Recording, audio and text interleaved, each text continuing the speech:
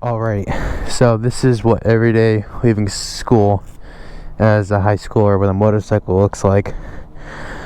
I know a couple of kids have already left, most of them actually, but I am the only kid here that rides the bike to school. I know lots of kids that ride dirt bikes that do FMX, but I'm the only kid that rides a street bike to school.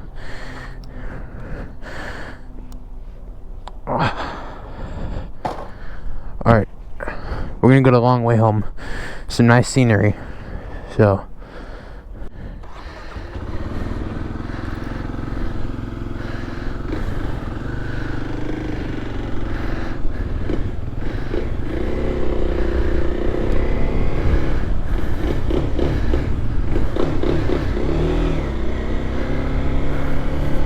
oh great, it's not busy.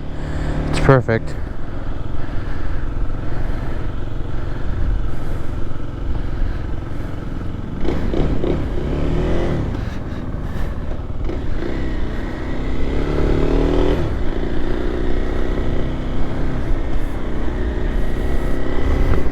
Okay, so while I'm on the way home, I think I would talk about how I got to where I am. So, my name is A-Rides. I'm 16, I'm a junior in high school. And I have my motorcycle permit. I've had it for around 3.5 months. And I've gained a lot of experience being on the road. So, around a year ago in December of 2024, I got my first e-bike. It was a Billy Goat V3, and that was what got me into riding so much.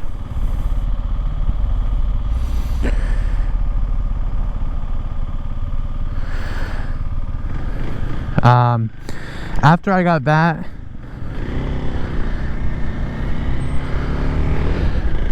I rode that for a long time.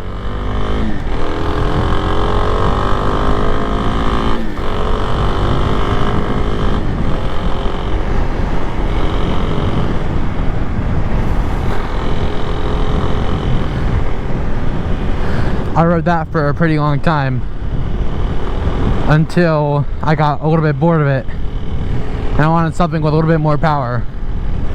So I asked my dad if he would help me save up to get a Sur-Ron, which is an electric dirt bike. So maybe some of you guys remember I used to post videos about the Sur-Ron, and now I don't because I don't have one anymore. I sold it. I rode that, so I got the Sur-Ron in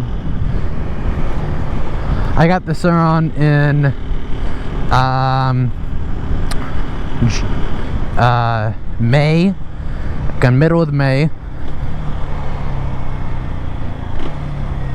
and I still have my Billy Goat to this day. I still have it, never sold it.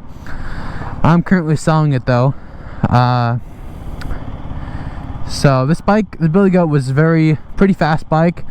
It was a 3,000 watt 72 volt bike, top speed of around 50 miles an hour, and it was great for me, and I loved it. I still like it.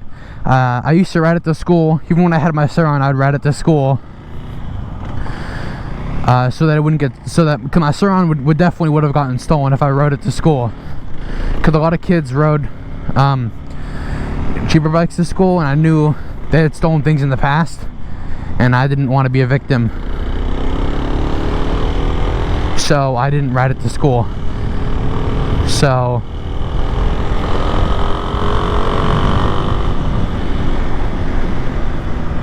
I never rode it to school, but I rode my Billy Goat all the time.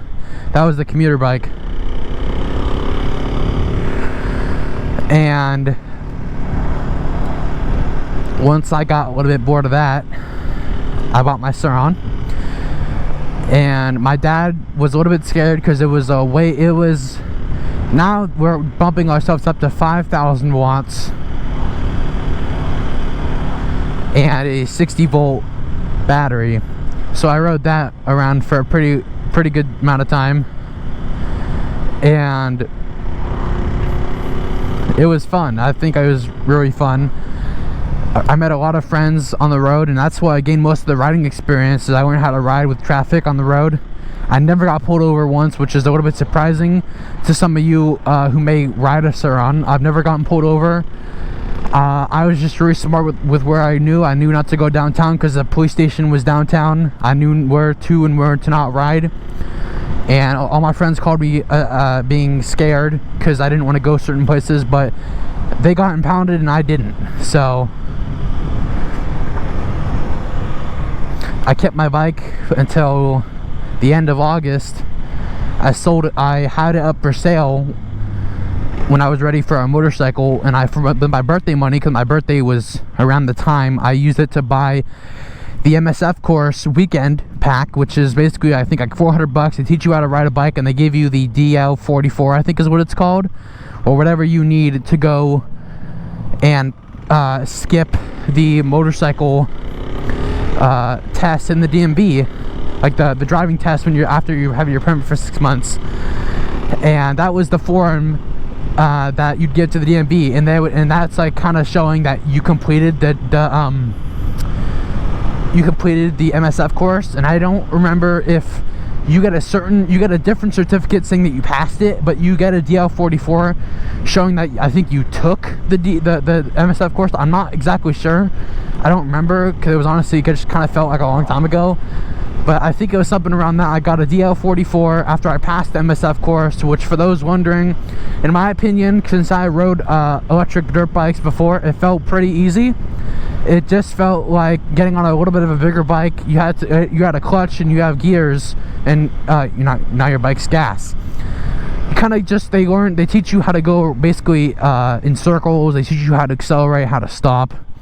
And my instructors, I had one old guy and one young guy. The old guy was a pretty tough guy, which I guess is for the better, because it's better to have a tough guy than to have a kind of a soft guy, because the tough guy taught me how to really release my clutch on time. I still remember him to this day. So I took it at my local college. Once I passed that, like a day after, I sold my Suron, got the money for it, and I bought this bike. 3 days later, I placed the deposit. The night I got home, I saw the bike and I called him and I placed the deposit for it. And then 2 days later after school, I picked it up, and here we are now. So yes, I did get my bike before I took my permit test, because this was the only bike in my area that was of its kind. All the other KLXs that I saw were older and they were beat up, and I wanted something that was in good condition. It seemed like this was the only one that I could find. Once I picked up my bike, I rode it down my street a couple times, got some used to it, and I studied the hell out of my motorcycle DMV book. And unfortunately, I'm not proud of it. I did not pass the first time because I was so stressed out, and the lady at the counter, it was her first time doing, I think, the computer stuff. It was kind of scary for me because I thought I couldn't take my permit test. She told me that I had to have a driver. Oh wow, someone stole the college. It was here yesterday when I rode here. That's crazy. Or maybe they're replacing them because there's cones there. She told me I had to have a driver's license for 6 months. Not a driver's permit, a driver's license, which I still don't have because I'm still studying for the actual test. I had my permit, and I had my permit at the time, and she had tried telling me that I needed my full license, and the lady, the manager, was like, no, you're wrong. He can have his permit, which he has, so he's okay to take the test. So that kind of scared the shit out of me a little bit, and that kind of was kind of discouraging a little bit. But I got 2 questions wrong, like 2 questions. What was the word? So you're supposed to get at most 6 questions wrong. I got 9 questions wrong. Well, I got 8 questions wrong on my test. I got 2 more wrong than I should have, just because I wasn't reading the questions all the way, and I was kind of really nervous. So I went home very disappointed, and I waited about 7 days. I didn't need to study because I knew everything. The problem was I wasn't reading the question all the way. So I did practice tests, and I passed all of them because I took about a minute each question, and I passed. The next time I got only 1 wrong, it was some stupid question that never seen in my entire life. But literally, the only advice I can give you guys is they are all the same questions, exactly the same as on the practice test on YouTube. I promise you, they're all the same. I'm like, these are so easy. Just please do not rush your test. Do not rush your test, your driver's permit test or your motorcycle permit test. Do not rush any of it. Rushing equals failure, and you don't want to fail. It was a horrible experience failing. That sorry you failed screen is so horrifying to me. Anyways,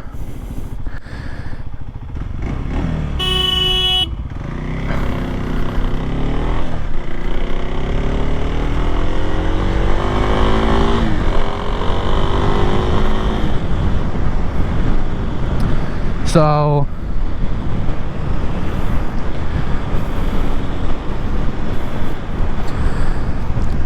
it was a really kind of a long process, long but short. It was very short, as in like it took about, since I got my bike, about a week and a half until I can start riding on the road legally, maybe 2 weeks, but it felt very long. Oh, I'm going a little bit too fast. I gotta slow down a little bit to 35 here. Now that I had my insurance and registration, I could apply for a parking spot at my school, which I did, and as you can see in the beginning of the video, I parked my bike at school, and that's where I park every day. It's not a specific spot, park anywhere in the parking lot, but I usually park there because it's always open. I don't know why, but it's always open. I don't have a first period. Oh, I'm supposed to be in this lane. I don't have a first period, but I come in during right after first and beginning of the second period. I'd always be hoping that the spot is still available, because I like that spot. It's nice and close to my class. And I ride my bike. Let's see, I've got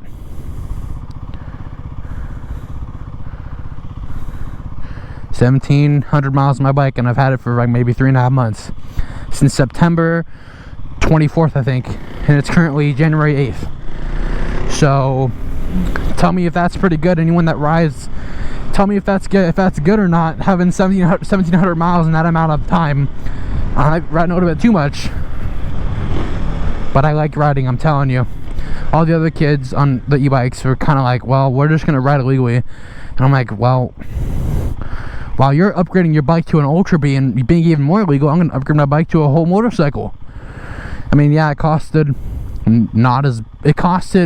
at most, aside from the bike, probably $400 plus the monthly payments for registration and, of course, you know, insurance and stuff. It wasn't horrible, other than the bike being like $6 grand.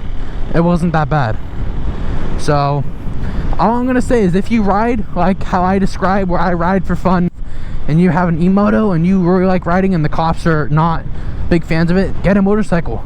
Get like a little Honda Grom. If you're a small person and you're scared of power, get a Honda Grom. Those things are so fun, and they're great bikes for beginners. Or get something small like a Z125. I don't know what it is. It's the KTM 390. I don't know what it is though. It's like it's something, I think it's a Duke. I don't know what it is though. It's a 390. I've seen them riding around before.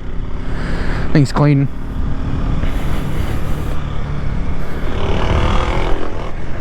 Ooh, you know, my tire landed like sideways, like kind of like that, instead of being straight. That was sketchy. That was sketchy. Anyways, I think I'm gonna wrap the video up here. I do want to thank you guys for watching my first motovlog. I hope you guys sort of enjoyed it.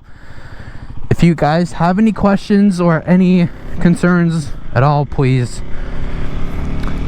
reach out, especially if you have any comments on the video. You know, I'm using a whole new setup here with a microphone, GoPro, and ND filter with an ND filter. So if you guys have any comments on how it looks, if it looks good, if it looks bad, please let me know, because I really want to know how it looks. I want to know what you guys think. I think it looks all right. I think it sounds all right, but I really want to know what you guys think. So please tell me. And of course, if you have any tips for riding, as I said, I'm pretty new into riding. If you guys have any tips, please tell me. I would love to know. And yeah, that's gonna be it, guys. Thank you guys so much for watching, and I'll see you guys in the next video. I'm out. Peace.